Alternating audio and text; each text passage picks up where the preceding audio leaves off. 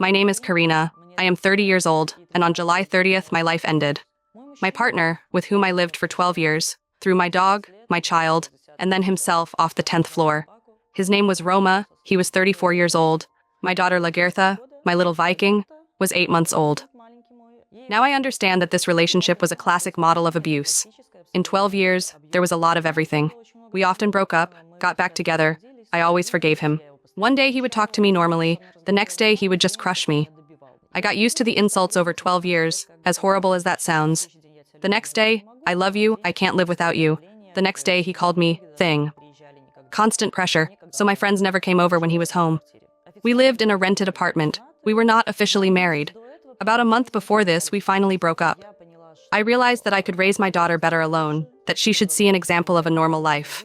Legs, legs, legs, legs, someone presents socks.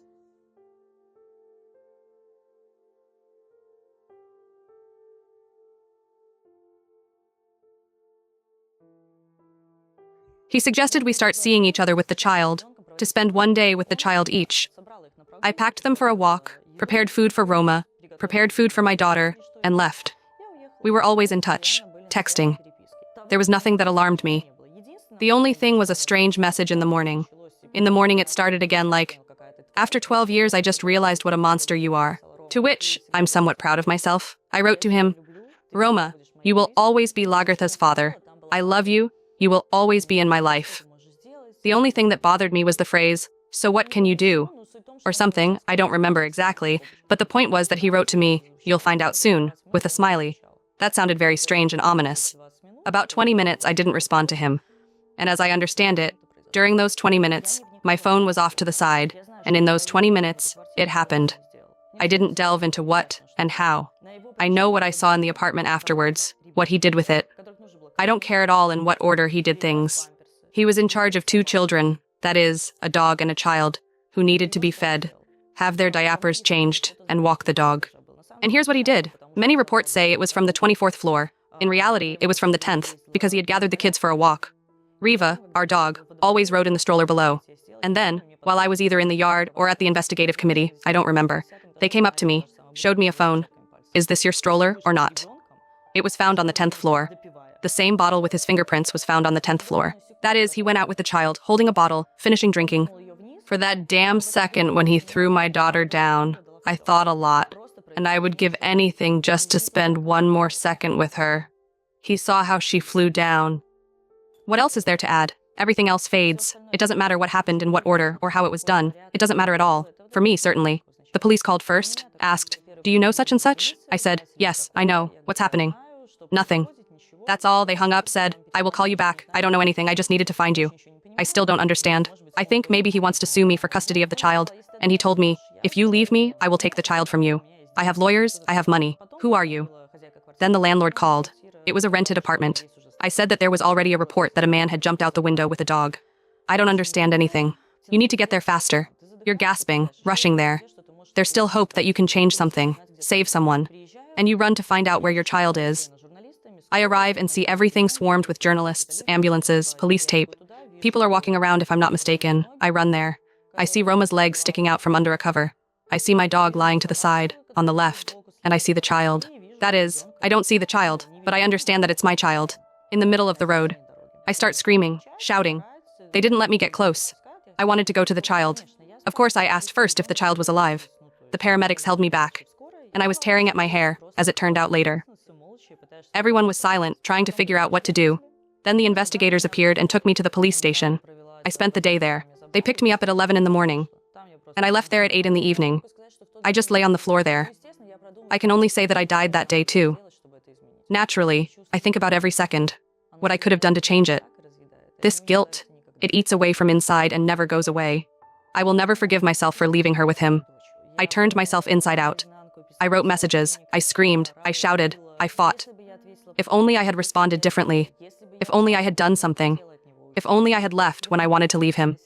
I hate myself. I hate myself for not protecting my daughter. What kind of mother am I after this?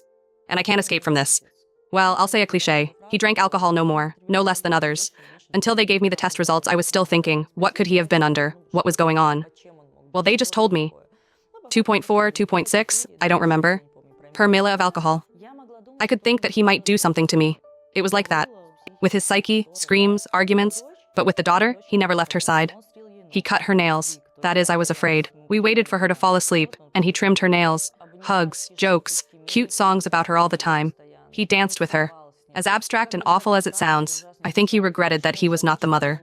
I've thought a lot about whether this was a premeditated plan or just an impulsive action, something to prove to me, to show me. But analyzing it, it would have taken a lot of time to burn all the clothes and plan everything. He went consciously, regardless of whether he was under the influence of alcohol or not. Okay, he threw the dog. Not okay, but he threw the dog, he saw that. And then he looked at his child. Really, he should have waited, killed me. What I talked about most was, am I such a creature? Fine, kill me.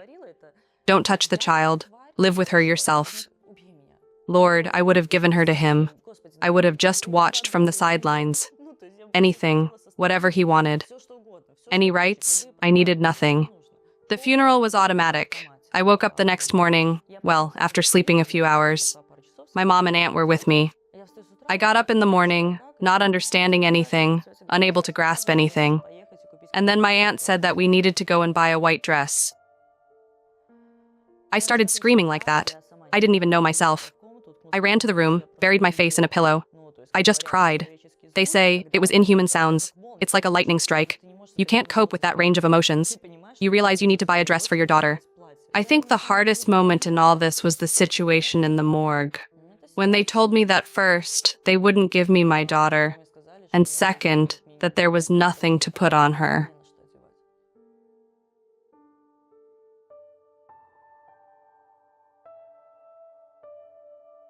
A monument was erected for her within a month, just as I wanted, a heart.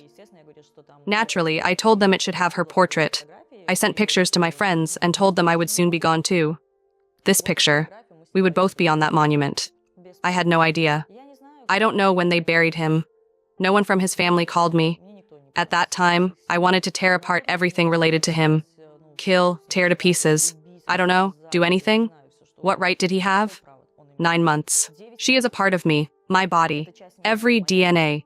She was incredibly similar, a copy of me. She is my daughter. Every inch, every finger, is mine. Who allowed him to take what's mine? All my life, 12 years, and here again. Who gave the right to decide? I'm not even talking about murder. Why? How can you even comprehend this? So how they buried him, I have no idea. At first, they naturally didn't leave me alone for a second because it's clear what I was doing. I sat at the police station giving my statement, my voice steady, unemotional. I looked out the window thinking, so, this is the 3rd floor. I didn't want to live. Thoughts only about how to end the suffering. They wouldn't let me. They watched, monitored, a friend, my mom. I couldn't sleep in my own room for a while because Roma and I had lived there. Initially, I just screamed, cried, passed out for an hour, woke up like a zombie. Then they prescribed pills, and I was able to go to bed at 9 in the evening. And you just lie in bed, lie there and cry. You lie and cry. There's no strength to get up. Nothing. My mom came over. When she started to go back to work, I was scared to be alone. I wanted to be with Mom. I lay on the kitchen floor. I was left alone. I looked out the window. I looked at mothers, at strollers, and just screamed. Just cried, screamed, cried. You suffocate, you cry, you suffocate. I hoped I would suffocate in my own hysterics. It seemed to me that my daughter was with me, and Roma too. I talked to both of them, cried, talked, got up, crawled. This happened in this apartment. That apartment was for rent. Everything there was covered in soot.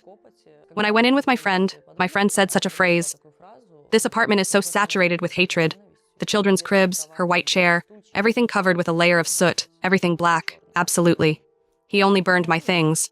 The child's things were all there. I took them all, even though the apartment was sealed. It shook me that my child's crib was there. In the darkness, I wanted to scrub it clean. It's such a horrifying scene. Her chair, the windows open, everything covered in soot, and in the middle stands this chair.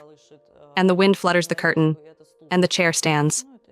Well, it's that chair, the one that stood alone in the middle of the hall, covered in soot later. I lay in those things, screamed into them, whimpered.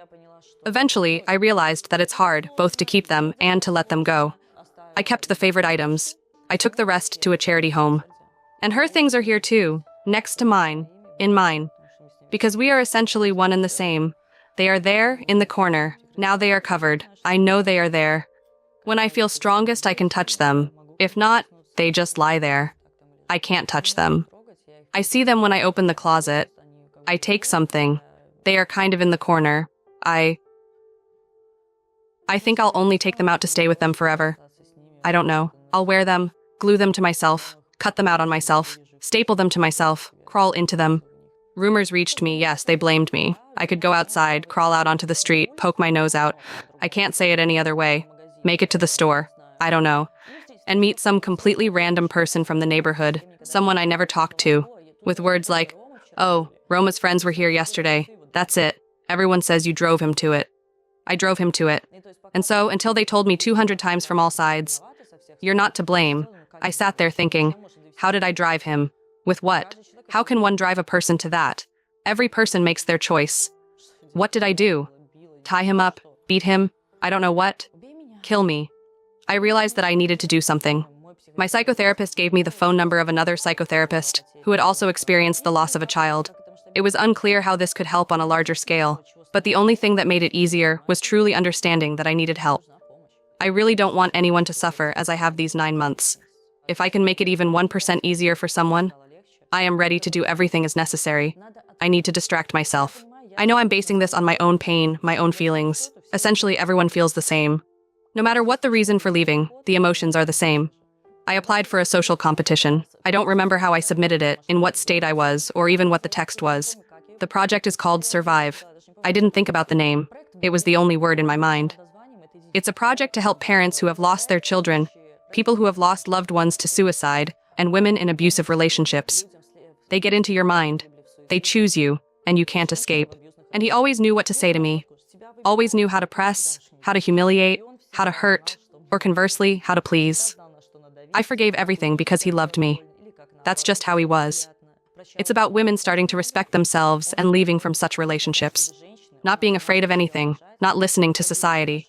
Husband, father, son, should not.